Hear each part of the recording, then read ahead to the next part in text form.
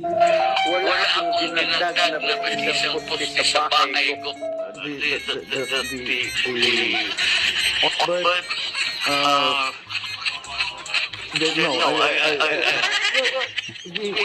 Duterte, ang ating dating Pangulo na Oktubre pa lamang, itinaas na ang aking kamay at sa kanyang anak na hanggang sa huling sandali, si VP Inday Sara ay ako'y kinakampay.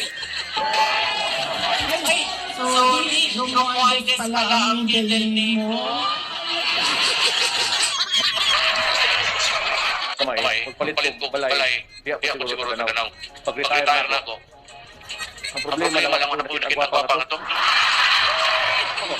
Kabila. Lang. Ano yun? Teka lang. Ibig sabihin, one word. Only I did not bring my wife here.